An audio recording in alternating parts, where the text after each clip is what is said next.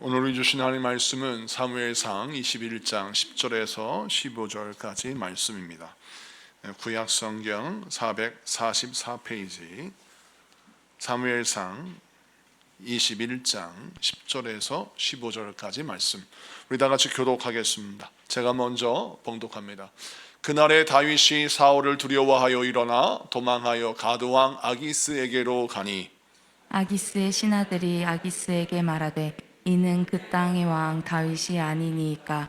무리가 춤추며 이 사람의 일을 노래하여 이르되 사울이 죽인 자는 천천히요 다윗은 만만히로다 하지 아니하였나이까 한지라. 다윗이 이 말을 그의 마음에 두고 가드왕 아기스를 심히 두려워하여 그들 앞에서 그의 행동을 변하여 미친 채 하고 대문짝에 끄덕거리며 침을 수염에 흘리매 아기스가 그의 신하에게 이르되 너희도 보거니와 이 사람이 미치광이로다. 어찌하여 그를 내게로 데려왔느냐? 내게 미치광이가 부족하여서 너희가 이 자를 데려다가 내 앞에서 미친 짓을 하게 하느냐? 이 자가 어찌 내 집에 들어오겠느냐 하니라. 아멘. 할렐루야. 자, 오늘은 사무엘상 21장 10절에서 15절까지 말씀을 통해서 다윗 연대기 네 번째 시간, 현실의 강을 건너야 새로운 시작이 있다는 제목으로 하나님 말씀 증거할 때 많은 은혜 받는 시간 되기를 축복합니다. 우리 옆 사람과 인사하겠습니다. 당신은 참 소중한 사람입니다. 할렐루야. 네, 여러분들 한 분 한 분은 참 소중한 분들입니다. 오늘 말씀 통해서 위로와 힘을 얻는 시간 되기를 축복합니다. 오늘 본문을 보면 다윗의 참 초라한 모습이 등장하죠. 사울 왕에게 역적으로 몰려서 그는 더 이상 이스라엘 땅에 발붙이고 살 수가 없었습니다. 이곳저곳 도망하여 보았지만 그를 숨겨둔 자리가 없었고 그의 편애를 들어주는 사람이 없었습니다. 그래서 그는 결국 이스라엘을 떠날 수밖에 없었죠. 갈 곳이 없었어요. 그래서 그가 선택한 곳이 블레셋 땅입니다. 블레셋은 이스라엘과 전쟁을 계속 벌이며 원수된 나라입니다. 다윗이 골리앗을 쓰러뜨렸잖아요. 골리앗의 고향이 블레셋 가드인데 다윗은 블레셋 가드로 도망갈 수밖에 없는, 블레셋 가드로 망명할 수밖에 없는 정치적인 입지가 되었습니다. 자, 그래서 블레셋 땅 가드에 들어갔습니다. 아무도 나를 좀 몰라봤으면 좋겠어요. 그러면 조용히 숨어 지낼 수 있는데 다윗은 워낙 유명한 사람입니다. 블레셋 사람들이 다윗의 이름과 그의 얼굴과 그의 용모를 다 아는 거예요. 그래서 블레셋 가드에 들어가자마자 그의 존재가 그냥 들통났습니다. 사람들이 다윗이 우리나라 이 땅에 숨어 들어왔습니다. 망명에 들어왔습니다. 이를 죽여야 합니다 라고 상소하죠. 그래서 가드왕 아기스가 이제 다윗을 불렀어요. 다윗을 보니까 세상에 이 사람이 미친 사람이 된 겁니다. 수염을 길렀는데 수염에 침을 흘리고 있어요. 이스라엘 사람들이, 또 고대 근동 사람들이 수염을 어떤 존재로 이해하냐면, 여러분, 수염은 남자의 권위의 상징이요 자존심을 이해를 했어요. 여러분, 징기스칸이 서쪽으로 진격할 때 서역에 있는 나라와 처음에는 화친을 맺으려고 했습니다. 그런데 서역의 나라가 징기스칸의 신하의 수염을 불로 태우고 그를 모욕하는 말미암아 전쟁을 벌였거든요. 그것처럼 고대 근동 시대의 남자의 수염은 자존심의 상징이요 그의 어떤 권위의 상징이에요. 그런데 다윗이 그 수염에 침을 흘렸다. 나의 모든 권위는 다 무너진 겁니다. 미친 사람 취급을 하는 거예요. 자, 그래서 그는 간신히 연기를 내서, 미친 사람이 연기를 내서 목숨을 건지고 블레셋 땅 가드 지역에서 국경지대에서 살 수 있는 여유를 갖게 되었습니다. 이 장면을 보면 어떤 생각이 드나요? 이렇게까지 하면서 살아도 될까? 이렇게까지 하면서 살아야 될까? 이런 생각합니다. 여러분, 모든 직장인들이 직장생활 하면서 이런 생각하죠. 내가 이런 짓까지 하며 직장생활을 해야 하는가? 또 크든 작든 자영업을 하는 분들, 돈을 벌면서 사업을 하면서 어떤 생각이 듭니까? 내가 이런 일까지 하면서 돈을 벌어야 하는가? 라는 생각이 듭니다. 세상에서는 정말 나에게 정말 모멸감을 주는, 힘들고 어려운 고통을 주는 그런 순간들을 나에게 제공합니다. 그런데 내가 살아야 되기 때문에 그 모든 모멸을, 그 모든 수치를 다 감내하면서 믿음의 길을 걸어가야 하는 것이죠. 그것이 힘든 것입니다. 여러분, 다윗이 어떤 사람이었어요? 다윗은 골리앗을 쓰러뜨린 믿음의 영웅이었습니다. 이스라엘 백성들이 노래하기를 사울이 죽인 자는 천천히요 다윗이 죽이는 만만이다 라고 말할 정도로 다윗은 국민의 영웅이었습니다. 그런데 그를 그렇게 칭송하던 대중은 온데간데 없이 사라졌습니다. 그가 억울한 누명을 쓰고 역조로 몰렸을 때 그의 편이 되어줄 줄 알았던 그 대중들은, 그 노래를 불렀던 사람들은 아무도 다윗에게 아는 척을 하지 않습니다. 그래서 다윗은 한순간에 역적이 되어서 이렇게 초라한 꼴로 자기 생명을 부지하기 위해서 쇼를 해야 되는 겁니다. 자, 다윗의 마음이 어땠을까요? 무너졌을 것입니다. 여러분, 이 세상을 살고 있는 우리들도 마찬가지입니다. 생존을 위해서 때로는 내 자존심이 무너지고 나의 체면이 무너지고 나의 명예가 땅에 떨어지는 것처럼 느낄 때가 있습니다. 어떻게 해야 합니까? 어떻게 살아야 합니까? 여러분, 그 현실의 강을 건너기가 굉장히 어려운 거예요. 그 현실의 강을 건너자니 수치를 감당해야 되고 부끄러움을 감당해야 되고 정말 절망적인 그 아픔을 감당하면서 그 현실의 강을 건너야 되는 거예요. 그런데 다윗은 그 강을 건너간 것입니다. 여러분, 성경에 보면 인생의 강을, 현실의 강을 건너므로 하나님의 복을 만난 사람들이 등장해요. 아브라함을 보세요. 아브라함의 원래 고향이 갈대아 우르, 비옥한 땅, 유브라데스 강이 흐르는 그 비옥한 강 유역입니다. 고대 근동의 문화는, 모든 문명은 강 주변에서 발생했어요. 그래서 나일강 때문에 이집트가 강대국이 되었고, 바벨론이 강대국이 된 이유는 이 유브라데스 강 때문에 바벨론이 강대국이 되었습니다. 그래서 사실 아브라함이 부유한 삶을 살려면 유브라데스 강 근처에 사는 게 맞아요. 근데 하나님이 그에게 나타나셨습니다. 말씀하시기를 내 본토 친척 아비 집을 떠나서 내가 너의 지시한 땅으로 가라라고 말씀하셨어요. 그러면 그 말씀을 지키기 위해서 무슨 강을 건너야 하느냐?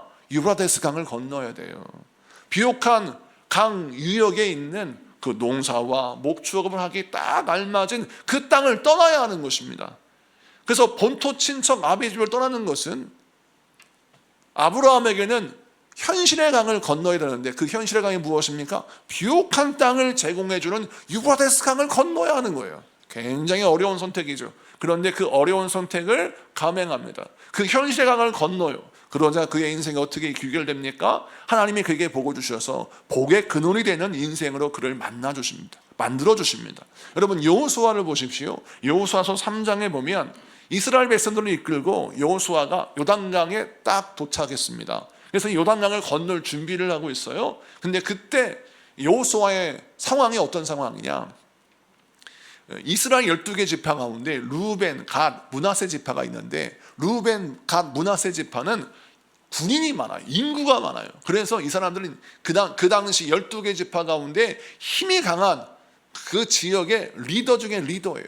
근데 그들이 자기가 힘이 있으니까 가나안 땅을 향해 요단강을 건너야 되는데, 요단강 동편 모압 땅을 보니까 너무나 비옥한 땅인 겁니다. 여러분, 아브라함의 조카 롯이 소돔과 고모라의 그 땅을 바라보면서 얼마나 그 땅이 비옥한지 그 땅을 흠모하여서 이 조카 롯이 그 땅을 향해 가지 않습니까? 그것처럼 이 모압 땅을 바라보니까 이 루벤 지파, 갓 지파, 므낫세 지파가 너무 이 땅이 좋은 거예요. 그래서 모세에게, 여호수아에게 부탁하기를 우리는 이 땅에 살겠다. 가나안 땅 들어가지 않겠다. 그 대신 싸워주기는 싸워주겠는데 우리는 가나안 땅 우리가 제비뽑기 하지 않고 그 땅 받지 않고 우리 모압 땅에서 요단강 동편에 살겠다고 여러분 주장합니다. 사실 우리는 이 성경을 그냥 읽고 지나가지만 여호수아 입장에서 어떤 생각이 들까요? 이것이 유혹일 수 있어요. 모압 땅에 살아도 이스라엘 백성들이 충분히 행복하게 살 수 있어요. 모압 땅에 살아도 이스라엘 백성들은 충분히 부유하게 살 수 있습니다. 그런데 하나님의 말씀을 쫓아 요단강을 건너야 하는 겁니다. 요단강을 건너면 무엇이 기다리고 있어요? 전쟁이 기다리고 있습니다. 대가를 지불해야 할 희생이 기다리고 있습니다. 그러니까 여호수아 마음속에 어떤 마음이 들었겠어요? 이 강을 꼭 건너야 하는가? 라는 생각이 들 수 있겠죠. 이스라엘 백성들도 마찬가지입니다. 이스라엘 백성들도 여호수아를 따라가지만, 하나님의 말씀을 따라가지만 마음 한구석에는 그래도 좀 굳이 요단강을 건널 필요가 있을까? 이 땅에서 그냥 먹고 살면 좋겠는데, 아니 루벤 집 봐봐, 아니 므낫세 집 봐봐, 저들은 똑똑하게 이 땅을 차지해서 이 땅에서 먹고 산다고 하는데 왜 우리는 꼭 그 가나안 땅을 들어가야 할까? 이런 생각들이 마음 한구석에 있을 수 있어요. 이런 마음을 다 헤아려서 여호수아가 이스라엘 백성들이 어떻게 하느냐, 이렇게 합니다. 여호수아서 3장 5절 말씀을 보겠습니다. 자, 다 같이 읽습니다. 시작. 여호수아가 또 백성에게 이르되 너희는 자신을 성결하게 하라. 여호와께서 내일 너희 가운데 기이한 일을 행하시리라. 아멘. 오늘 이 말씀은 요단강을 건너기 바로 직전에 여호수아가 선포한 말씀입니다. 내일 너희 가운데 기이한 일을 행하시리라. 이 말씀이 뭐예요? 요단강을 마른 땅처럼 건너가는 놀라운 기적이 일어나는 것이죠. 그런데 이때 하나님의 일으키시는 기이한 일들을 경험하기 전에 너희가 어떻게 해라? 스스로 정결케 하라 라고 말씀합니다. 이 정결케 하다라고 하는 말을 가만히 들여다보세요. 히트 카다슈라고 하는 히브리어로 쓰여져 있는데, 이 히트 카다슈라는 말이 무슨 뜻이냐? 도덕적인 완전함을 말하는 것이 아니라 이것은 무엇을 뜻하냐면 하나님의 거룩함 안으로 내가 들어가는 것을 의미합니다. 자, 오늘날 버전, 신약의 버전으로 설명하자면 나는 죽고 예수로 사는 자, 그리스도와 완전히 동행하는 것, 이것을 말해요. 자, 그러니까 여호수아가 이스라엘 백성들을 가르쳐 말하기를 이제 내일 우리 하나님이 우리에게 기이한 일들을 행하실 텐데, 요단강을 건너게 하실 텐데, 우리가 이 강을 건너는 방법이 있는데 그것이 바로 무엇이냐면 우리가 하나님과 온전히 하나 되는 것입니다 라고 선포해요. 그래서 우리가 스스로 정결케 합시다. 스스로 우리 주님과 하나가 되기 위해서 거룩하게 구별된 오늘의 삶을 삽시다 라고 선포하면서 그들이 기도하고 예배하고 하는 거예요. 여러분, 이 말씀을 통해서 우리 주님 우리에게 무엇을 보여주세요? 현실의 강을 건너는 것은 내 힘으로 건너는 것이 아니라 그리스도와 함께 건너는 것이구나. 할렐루야. 그리스도와 함께 현실의 강을 건너면 수치의 강, 두려움의 강, 고통의 강, 또 환난의 강을 능히 건널 수 있는 것입니다. 다시 본문으로 돌아가 사무엘상 21장을 보니까 다윗이 정말 힘들고 어려운 가운데 미친 척을 하면서까지 생존하지 않습니까? 이때에 다윗이 쓴 시가 있어요. 시편에 보면 가드왕 아기스 앞에서 미친 척하면서 수염에 침을 흘리며 고통당할 때 생존을 위해서 몸부림치면서 그가 수치의 강, 그 현실의 강을 건널 때 쓴 시가 시편에 2편이 나오는데 34편, 56편. 그 가운데 56편을 보면 말씀에 이렇게 쓰여져 있어요. 시편 56편 8절을 보겠습니다.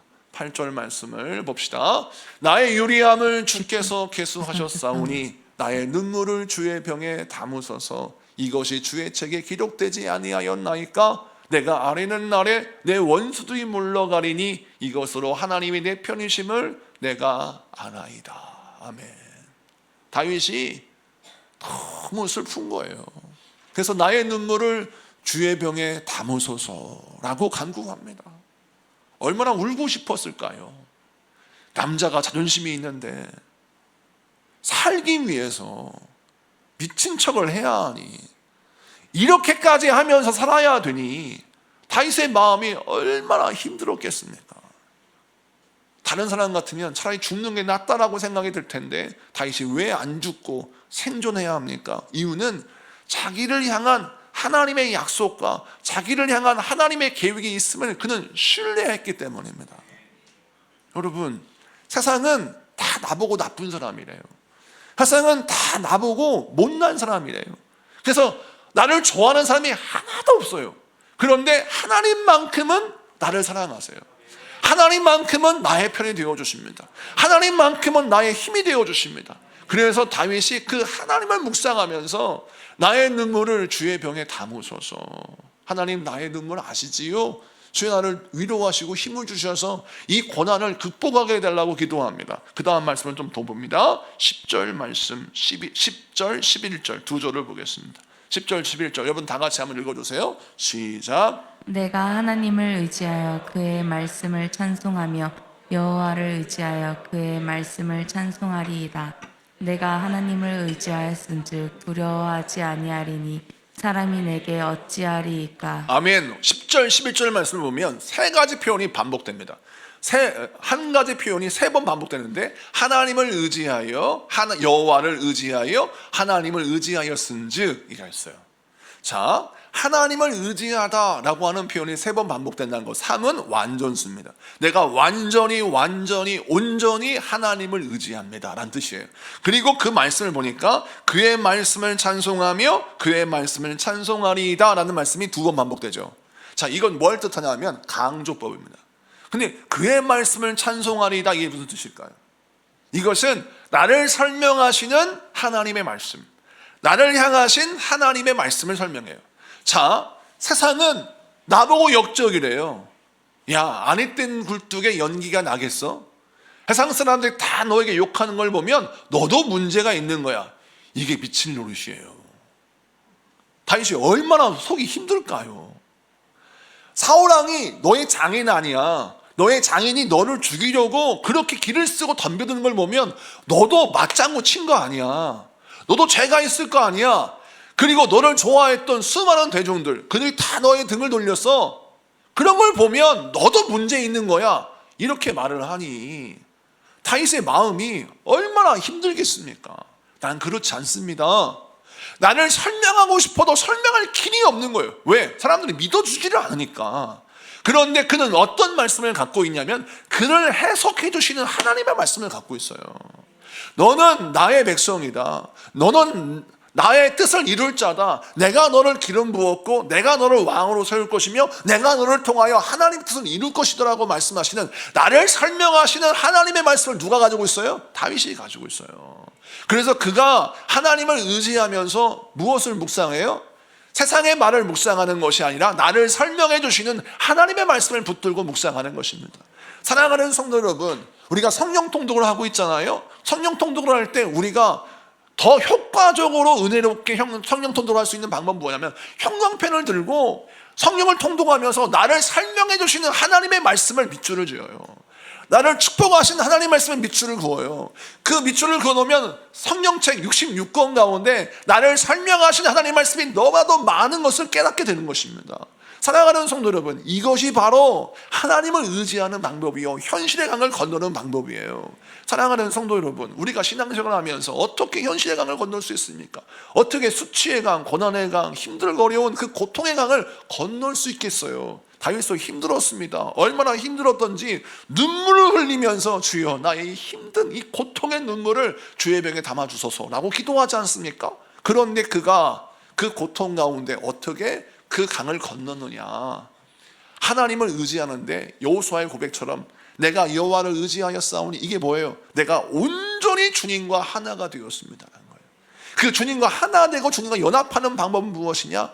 나를 설명하시는 하나님의 말씀을 날마다 묵상하고 찬송하는 것입니다. 여러분, 여러분을 설명하는 하나님의 말씀이 있으십니까? 여호와는 나의 목자시 내게 부족함이 없으리로다. 이것이 여러분을 설명하는 말씀입니까? 하나님의 세상을 이처럼 사랑하사 독생자를 주셨으니 누구든지 이를 믿는 자마다 절망치 않고 영생을 얻게 하려 하심이니라. 할렐루야. 이것이 여러분을 설명하는 말씀입니까? 여러분, 여러분을 설명하는 말씀이 많으면 많을수록 그 말씀을 내가 붙들고 살면 살수록 우리의 하나님과 동행하는 사람이 될 수 있는 줄 믿으신 여러분에게 축복합니다. 자, 그래서 여러분이 항상 주님과 동행하며 살면 현실의 강은 건너게 되어 있는 거예요. 두 번째, 오늘 본문을 잘 보니까 사무엘상 21장을 보니까 다윗이 이 수치를 겪으면서 그 다음 스텝을 밟아갑니다. 아둘람 굴에 모인 찢기고 상한 사람들과 함께 믿음의 길을 걸어가요. 자, 그때 우리가 이 성경을 보면서 하나님, 다윗이 그래도 기름 부음 받은 사람이고 하나님의 약속을 가진 사람이고 하나님을 그렇게 사랑하는 사람인데 왜 이 고난과 이 고통과 이 수치와 이 모멸을 겪게 하십니까? 이런 질문을 던질 수 있잖아요. 굳이 이 고난을 좀 피할 수는 있는데 왜 하나님 이 고난을 겪게 하십니까? 이런 생각 들잖아요. 여러분, 대나무가 있지 않습니까? 대나무가 굉장히 빨리 자라잖아요. 모소대나무 제가 예화를 드릴 때 모소대나무는 땅 속으로 한 4년 5년을 깊이 뿌리 내리다가 싹이 나고 순이 나오면 그 순이 갑자기 막 일주일 만에 몇 미터씩 자라난다는 이 놀라운 성장력, 이 생장력, 이것이 대나무의 특징인데, 대나무가 이렇게 갑자기 크고 성장하여서 막 10m 이렇게 성장할 수 있다는 거예요. 자, 그러면 그렇게 얇고 긴 대나무가 바람이 불면 어떻게 합니까? 당연히 부러져야 되는 거예요. 왜? 줄기가 굳지 않으니까. 바람이 불면 이 대나무는 반드시 부러져야 됩니다. 그런데 대나무가 휠지언정, 흔들릴지언정 부러지지도 않더라는 거예요. 이유는 무엇이냐? 이 대나무가 성장할 때 마디가 있습니다. 이 대나무의 마디가 얼마나 또 특이하냐면, 이 마디가 대나무가 성장하다가 갑자기 멈춘대요. 멈출 때 그때 뭐가 나오냐면 이 리그닌이라고 하는 섬유 물질이 나와요. 리그닌이라는 물질이 나와서 세포벽을 단단히 만드는 작업을 한다고 합니다. 그래서 대나무가 성장을 빨리 하다가 갑자기 딱 멈추면 리그닌이라는 물질이 나와서 이 세포벽을 단단히 하고 세포 분열을 막 활발히 얘기해서 그 마디를 단단하게 묶고 단단하게 다져서 접착제처럼 새로운 성장을 위한 중간 단계를 만드는 게 이 리그닌이라는 물질이래요. 그런데 이 리그닌이라는 물질이 분비되어서 마디가 딱 맺어지면 다시 성장하는 거예요. 다시 멈춰. 다시 리그닌이 나와요. 그래서 마디를 단단하게 만들어 다시 성장합니다. 이런 과정을 통해서 대나무가 커 나가는데, 이런 대나무가 키가 이제 6m, 7m가 성장하면 어떤 일이 벌어지냐? 태풍이 불어도 대나무가 아주 강인하면서도 유효한 특징을 가진 나무가 된다는 거예요. 사랑하는 성도 여러분, 우리 하나님이 우리에게 영적인 리그닌이라는 물질을 허락하시는 것처럼 영적인 리그닌, 우리 인생의 마디와 매듭을 허락하실 때가 있어요. 멈춤의 때입니다. 우리 인생의 멈춤의 때는 우리가 강함과 유연함을 동시에 지닐 수 있는 훈련인 것입니다. 여러분, 왜 하나님의 사람들에게 강함과 유연함을 허락하실까요? 이는 무엇이냐면, 강함만 있는 리더십을 가진 사람은 백성들을 힘들게 합니다. 그런데 강함과 유연함을 가진 사람은 백성들을 복되게 하는 리더가 될 수 있는 거예요. 그래서 여러분, 역사를 보면 강함과 유연함을 가진 리더들이 많이 등장합니다. 모세를 보십시오. 모세가 애굽에서 얼마나 대쪽 같은 사람입니까? 강한 사람이에요. 또 금송아지를 만들었던 아론과 백성들을 바라봤을 때 막 하나님이 써준 십계명 돌판을 깨버릴 정도로 그는 강한 사람이에요. 그런데 그런 사람도 백성들이 죄를 지어서 하나님께 버림받을 때 내가 이 백성과 같이 동행하지 않겠다, 너 혼자 가라, 내가 너 혼자, 모세 너만 내가 복을 주겠다고 말씀하실 때 모세가 뭐라 합니까? 그 백성을 끌어안아요. 이 백성들을 버리시면 어떻게 합니까? 하나님, 이 백성을 불쌍히 여겨달라고 중보함을 기도합니다. 모세는 강함과 유연함을 가진 사람이에요. 여러분, 윈스턴 처칠이라고 아시죠? 세계 제2차 대전 때 영국을 정말 독일의 히틀러의 손에서 구원한 사람이에요. 근데 윈스턴 처칠이 두 가지 특징이 있어요. 강함과 유연함. 히틀러하고는 전혀 타협을 하지 않습니다. 죽으면 죽었지 너하고 타협하지 않는다. 전쟁에서 반드시 승리할 것이다 라고 강함을 보여줬지만 유연함은 무엇입니까? 미국의 루즈벨트에게 끊임없이 미국이 참전해야 합니다. 당신 우리를 도와줘야 합니다. 당신 유럽을 돕지 않으면 그 다음에 화살은 당신에게 갈 겁니다. 끊임없이 설득했어요. 당시 루즈벨트 미국은 이 2차 세계대전에 참전하려고 원치 않았어요. 그런데 이 윈스턴 처칠이 끊임없이 협상하며 그를 설득해서 미국을 참전시킨 바람에 2차 세계대전이 반전이 났죠. 승리가 되었습니다. 사랑하는 성도 여러분, 위대한 리더들은 항상 두 가지 능력을 갖고 있습니다. 강함과 유연함. 우리 하나님이 다윗에게 왜 이 능력을 주십니까? 그는 덕이 있는 리더가 되기를 원하셨어요. 그래서 하나님이 아둘람 굴에 모인 상처투성인 이 400명의 용사를 붙여주셔서 그들을 하나님의 위대한 군대로 만드시는 훈련을 시키십니다. 그래서 여러분, 다윗을 위하여 목숨 걸고 전쟁터에서 승리했던 그 용맹한 군사들이 누구냐? 아둘람 굴에서 모였던 그 400명이에요. 근데 그 400명을 설명하는 구절을 보십시오. 찢기고 상한 사람들이었어요. 특수부대원들이 아닙니다. 용맹한 군사가 아닙니다. 그런데 그들을 끌어안고 그들과 함께 같이 고난 속에서 광야에서 견디고 생존했을 때 하나님은 그 아둘람 굴 400명을요 위대한 용맹한 다윗의 치유대로 만들어 주시는 놀라운 복을 허락해 주시는 것입니다. 사랑하는 성도 여러분, 여러분의 멈춤의 시간은 절망의 시간이 아닙니다. 그 멈춤의 시간은 강함과 유연함을 키우게 하시는 연단과 훈련의 시간이에요. 그러므로 여러분 유연함을 갖추시기 위하여 고난 가운데 그 고난을 잘 견디십시오.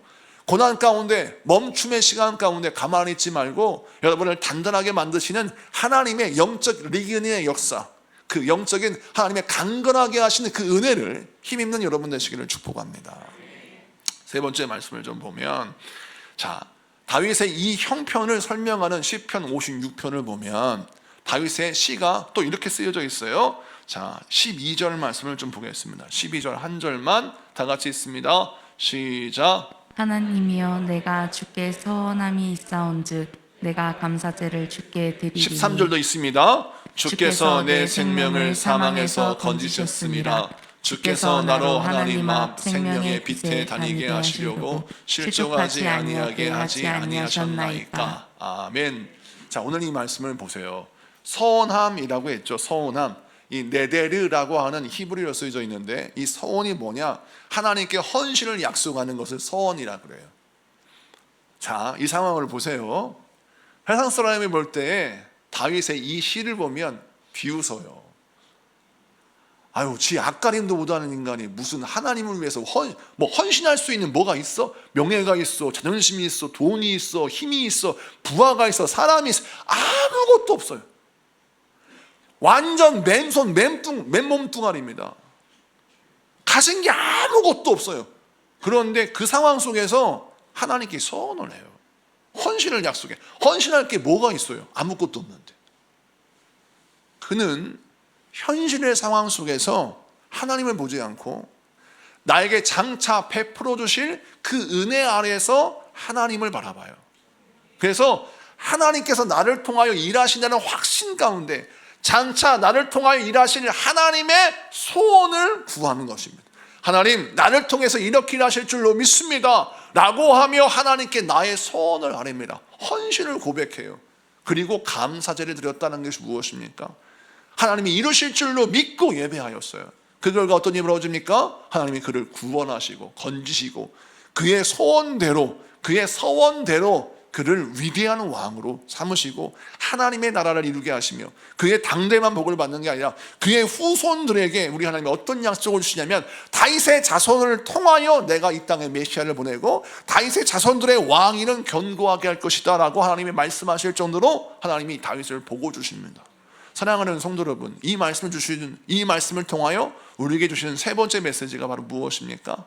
여러분, 우리 삶의 형편을 통해서 나를 바라보지 마시고 장차 나에게 베푸실 하나님의 은혜 안에서 여러분 위대한 하나님의 소원을 꿈꾸시고 이루시는 여러분에게 축복합니다.